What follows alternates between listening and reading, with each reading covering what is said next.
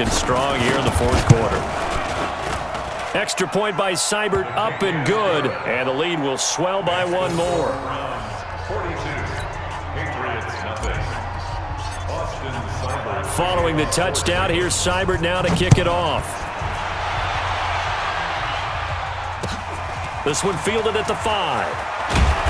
And not a bad return here. He gets it out to the 25-yard line. Let's go! Let's go! The Pats at the line, ready to go. And let's face it, this drive is not going to have any bearing on this game, but it's kind of important for one reason, isn't it? It certainly is. You got to get points. And, okay, all right, I'm being facetious here. But you get points, you feel a little bit better about yourself as you move on to the next one. A throw complete to Dorsett. And from the 25, they work this to the 29, a gain of 4. They don't need to run another play here before the 2-minute warning. Let's see if they do it anyway. Looking to throw again on second down. Brady looking for Edelman, and he hits him. It's complete.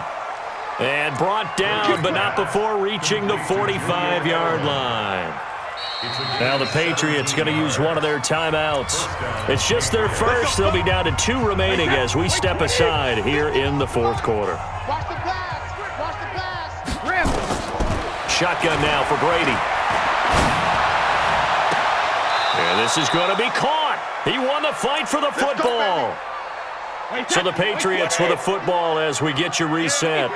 And let's see what they've come up with offensively after having time to talk it over.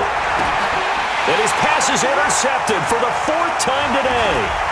Picked up by Denzel Ward. And the return stops at the 39-yard line. Edelman, the intended receiver that time.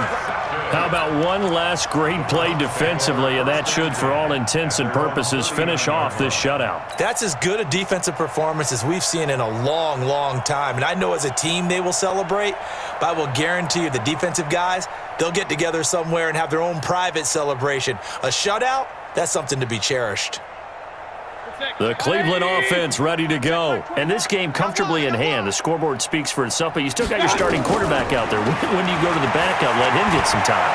And that's one of the great questions in the NFL, Brandon, because I'm just going to tell you, in the 2015 season, I commentated on 3 games in a row that were blowouts. And in none of them did the starting quarterback ever come out of the game for the team that had a big lead. And in each instance, I asked the coaches later on, why didn't you just don't really do that in the NFL? These guys play, and we just play them all the way through. Now, in certain situations, they will take them out, but for the most part, they're not as worried and concerned about getting them out of the game, and that's always puzzled me a little bit. After the incomplete pass, here now is 2nd and 10. Flushed out right. Going deep here for Landry. That's going to be knocked away and incomplete.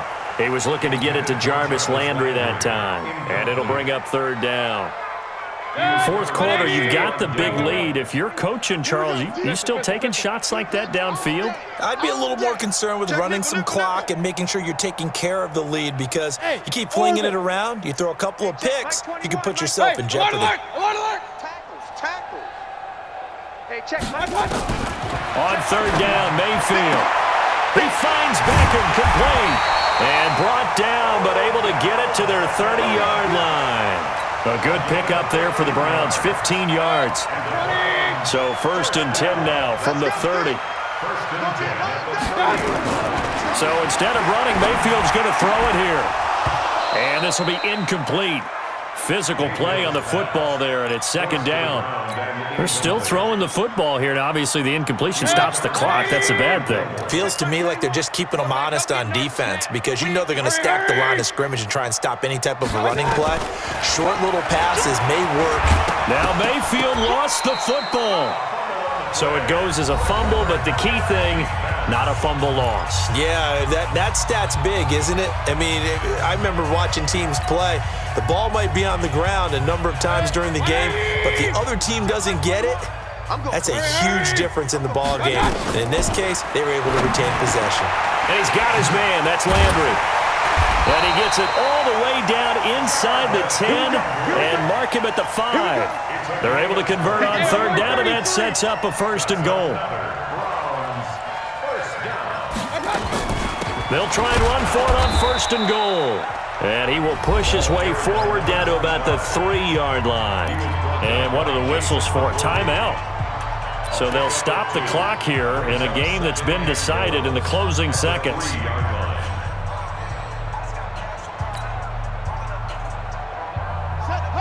They'll come out in the pistol. The lone man in the backfield here is Chubb on 2nd and goal. 2nd and 3. And they'll go backwards here, losing yardage to the 14. Oh, wait, hold everything. A timeout has been called. Seemingly, this has been a long drive. You got to figure a field goal would be a letdown. Can they convert now on 3rd and goal? He'll drop to throw. And he went nowhere. He'll lose yardage back to the 29. You got it. You got it. So Cleveland able to come away with the victory here. And I tell you what, Charles, this might be about as good as it gets. They were incredible. Yeah, offense was in fine form. The defense through the shutout, Adam, I think they worked in concert together. What I like about the offense was they held the ball pretty well. You know, time of possession, exactly what they were looking for in this one, and that helped out their defense. Didn't have to be out there the entire time. So when you do that and you're out there fresh playing, off a little extra spring in your step, and it showed up in this one. They had a ton of spring in their step. Impressive victory. So that'll do it for us. For my partner, Charles Davis, and all the hard-working men and women on our crew, I'm Brandon Gaudin. You've been watching the NFL right here on EA Sports. It's a win for the Browns, and they're happy in the dog pound as we say so long from Cleveland.